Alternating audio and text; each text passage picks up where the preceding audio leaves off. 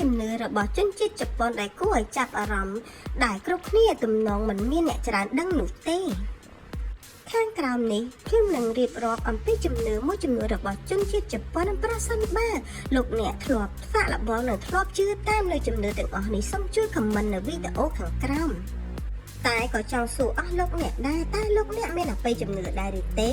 ហើយធ្លាប់មានជំនឿលើប្រទេសណាខ្លះហើយលោកអ្នកអាចជួយខមមិននៅជំនឿប្លែកៗទាំងនោះនៅខាងក្រោមវីដេអូនេះបន្តទៅនេះខ្ញុំសូមបង្ហាញអំពីអបិយជំនឿប្លែកៗដែលគួរឲ្យចាប់អារម្មណ៍ចំនួន14នៅក្នុងប្រទេសជប៉ុនតើមានអ្វីខ្លះទី1ការដាក់ខ្នើយគេងទៅកាន់ទិសខាងជើងអ្នកនឹងអាចស្លាប់ជនជាតិជប៉ុនមានប្រពៃណីដាក់ខ្នើយទៅបែរទៅទិសខាងជើងគឺសម្រាប់តែសាកសពប៉ុណ្ណោះនៅក្នុងពិធីបុណ្យសពដូច្នោះហើយអ្នកដែលនៅរស់បើដាក់ខ្នើយបែរទៅទិសនោះគេចាត់ទុកថានឹងមានគ្រោះអាក្រក់បំផុតហើយបើចង់រស់ឲ្យបានយូរត្រូវតែបដូរទិសដេកជាមិនដាច់ខាតតែម្ដងជំនឿទី2ពេលសត្វឆ្មាលុកមុខខ្លួនវានឹងមានភ្លៀងធ្លាក់នៅថ្ងៃស្អែកមូលហេតុនៃអបិយជំនឿនេះគេនិយាយថាមកពីសត្វឆ្មាអាចដឹងអំពីសំណាមនិងអាកាសធាតុដោយសារតែវាមិនចូលចិត្តភាពសើមដូច្នោះប្រសិនបើវាលាងមុខខ្លួនវាមានន័យថាមានសំណើមច្រើនធ្លាក់ពីលើមេឃឆាប់ជំនឿមុតមាំមួយនេះក្នុងចំណោមជនជាតិជប៉ុននៅពេលដែលមានសត្វបក្សីហើរទៀបគៀ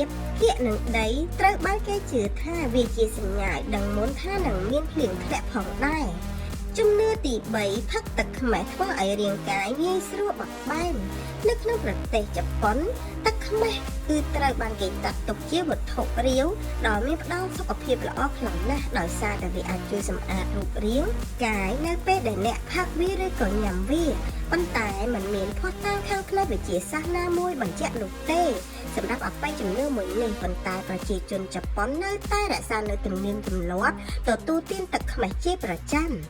ទី4ស្លឹកតែនៅក្នុងពែងមានន័យថាសំណាងល្អនៅពេលដែលអ្នកផឹកតែអ្នកត្រូវតែទៅហាងភេសជ្ជៈឬក៏ហាងអាហារក្តីប្រសិនបើមានស្លឹកតែដែលអណ្ដែតនៅក្នុងពែងបានន័យថាគេជាសំណាងល្អរបស់អ្នកទី5ហាមសម្អាតផ្ទះនៅថ្ងៃបុណ្យចូលឆ្នាំថ្មីទំនៀមទម្លាប់របស់ជីតូថ្ងៃចូលឆ្នាំថ្មីគឺជាថ្ងៃដ៏ពិសិដ្ឋបំផុតនៃពេល12ខែខាងមុខសម្រាប់ប្រជាជនជប៉ុនវាគឺជាថ្ងៃស្វាគមន៍ព្រះអ្នកករាជសម្រាប់ឆ្នាំថ្មីដូច្នោះប្រសិនបើសម្អាតផ្ទះនៅថ្ងៃនោះមានន័យថាអ្នកបណ្ដេញព្រះអាទិទេពចេញពីផ្ទះពេញមួយឆ្នាំទី6ប្រើធ្លាក់ខ្លាំងនៅរដូវរងានាំមកនៅភោគផលល្អនៅរដូវស្លឹកឈើជ្រុះ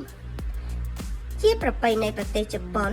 ធ្លាប់ជាប្រទេសកសិកម្មដូច្នោះគេយល់ដឹងអំពីការផ្លាស់ប្ដូររដូវនិងការយល់ដឹងអំពីអាកាសធាតុមានសារៈសំខាន់ខ្លាំងណាស់ក្នុងការទស្សន៍ទាយផលដំណាំដែលត្រូវប្រមូលនេះគឺជាអបិយជំនឿមួយដែលទាក់ទងទៅនឹងអាកាសធាតុដ៏ពេញនិយមបំផុតនៅប្រទេសជប៉ុនទី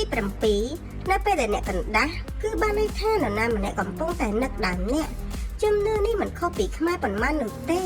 កណ្ដាស់មានន័យថានរណាម្នាក់កំពុងតែនឹកដល់អ្នកកណ្ដាស់ពីរដងមានន័យថានរណាម្នាក់និយាយអាក្រក់ផ្ទុយទៅវិញប្រសិនបើកណ្ដាស់3ដងជាប់គ្នាមានន័យថានរណាម្នាក់កំពុងតែលងស្រឡាញ់អ្នកហើយទី8ផ្កាឈើរីវាចេញពណ៌ស្រាលរដូវរងានិងមានរយៈពេលយូរនេះគឺជាអបិយជំនឿដែលតាក់ទងទៅនឹងអាកាសធាតុទៀតហើយមុនពេលដែលយើងព្យាករណ៍អាកាសធាតុតាមបែបវិទ្យាសាស្ត្រប្រជាជនប្រើការសង្កេតរបស់ពួកគេដើម្បីស្មានអាកាសធាតុសម្រាប់ត្រៀមសកម្មភាពគួរដែលធ្វើនៅក្នុងកសិដ្ឋាននោះអាចបណ្ដាលមកពីឥទ្ធិពលសាសនាស៊ីនតូដែលចាត់ទុកថាធម្មជាតិគឺជាដំណាំរបស់ព្រះទី9តងទៅជាធំអ្នកនឹងខ្លាចទៅជាអ្នកមានវាជាជំនឿដែលកើតមកពីរូបសំណាកមួយក្នុងចំណោមអាទិទេពសំណាងទាំង7របស់ប្រទេសជប៉ុនក្នុងនោះអាទិទេពមួយអង្គដែលមានទង់ត្រចៀកធំជាងគេ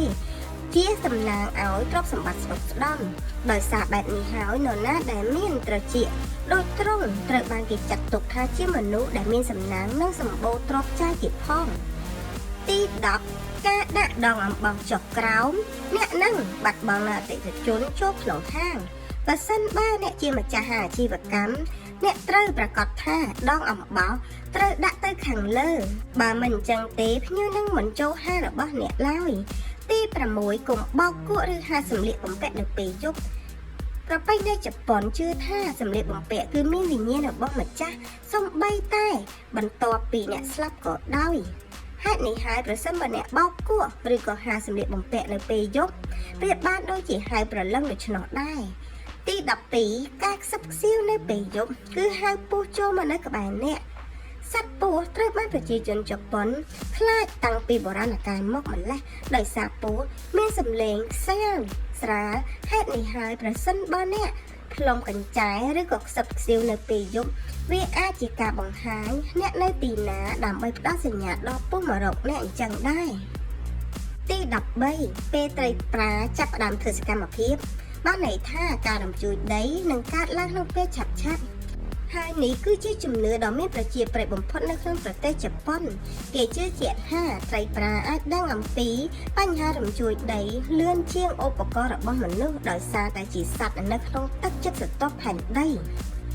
ទី14គឺការដាក់ស្បែកពស់នៅក្នុងកាបូបគឺនាំមកនូវលាភសំណាងសាសនិកស៊ីនតូនិយមចាត់ទុកថាសត្វពស់គឺជាសត្វពិសិដ្ឋដូច្នោះការមានស្បែករបស់វាក្នុងកាបូបគេជឿថានាំមកនូវសំណាងកាន់តែច្រើនចូលដល់ជីវិតរបស់គេតើលោកអ្នកធ្លាប់ឮជំនឿទាំងអស់នេះប៉ុណ្ណាហើយលោកអ្នកធ្លាប់បានអនុវត្តវាទេសូមជួយខមមិននៅវីដេអូខាងក្រោមសូមអរគុណសម្រាប់ការតាមដានវីដេអូរបស់នាងខ្ញុំ